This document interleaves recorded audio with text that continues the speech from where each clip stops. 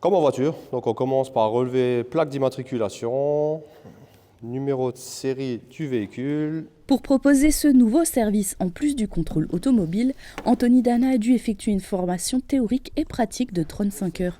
Il y a vu les réglementations, les défaillances soumises à contre-visite ou non, la méthode de contrôle ou encore la manipulation des véhicules. Au total, il y a environ 80 points à vérifier. Les points de contrôle, c'est simple, c'est comme en voiture, c'est tout ce qui est présent. On le contrôle, que ce soit de façon visuelle, manipulation, donc c'est-à-dire ça va relevé kilométrique, ça va au numéro de série, plaque d'immatriculation, tout ce qui est contrôle visuel, c'est-à-dire pneumatique comme sur une voiture, disque de frein, plaquette de frein, fuite quelconque comme sur une voiture, hein, fuite moteur, liquide de refroidissement, fuite d'huile, peu importe. Donc en gros, tout ce qu'on voit,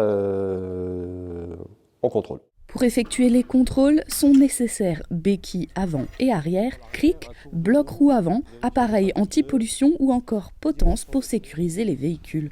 Pour ce centre de Rohrbach, l'investissement a été de 5 000 €. Ça maintenant, avec la réglementation du contrôle technique, c'est strictement interdit, c'est pas du tout conforme, hein.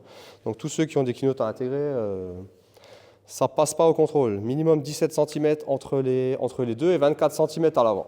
La décision de devenir un centre agréé n'était pas une évidence. Au début, j'étais pas pour et pas contre. Après, ça fait des années qu'on nous raconte que ça va sortir. Donc il faut savoir aussi que nous, on a fait de l'investissement derrière. Ensuite, on n'était pas décidé à faire, à pas faire. Pour la simple et bonne raison, c'est qu'on a déjà énormément de travail en voiture. Et ensuite, ce qui a fait changer la balance, c'est la demande des clients. En fait, ça fait depuis décembre qu'on nous demande, vous allez faire, vous allez le faire. Alors on n'a jamais donné de réponse concrète. Jusqu'à ce que je m'inscrive janvier à la formation, j'ai dit bon, je vais la faire, on va la faire. Pour l'instant, on a énormément de demandes, hein. Et depuis que c'est paru officiel le 15 avril, alors là, le téléphone, je pense qu'un coup de fil sur deux, c'est concerne que cette catégorie-là. Pour le moment, dans ce centre, le prix n'est pas encore définitif. Déjà, on découvre le temps qu'on passe. On ne passe pas le même temps sur deux véhicules pareils. Après, pendant que je contrôle ce type de véhicule, je ne peux pas contrôler de véhicules voiture. Donc moi, il faut aussi que je m'y retrouve un petit peu dans ce sens-là, c'est-à-dire qu'une voiture type standard, peu importe lesquelles, on est sur une trentaine de minutes à peu près de temps de contrôle.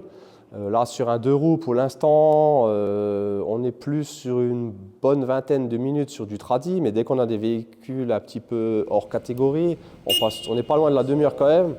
Et donc, pour revenir à la question de départ qui était niveau prix, on va tourner aux alentours, ça va être entre 65 et 80 € dans certains cas. Pour les clients, plus le choix, le contrôle technique doit être fait.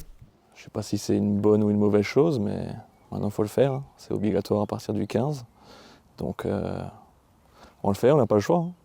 C'est vrai. Si j'avais le choix de ne pas le faire, je l'aurais pas fait. Ouais. Et voilà, monsieur va pouvoir partir avec un contrôle valide pour 3 ans.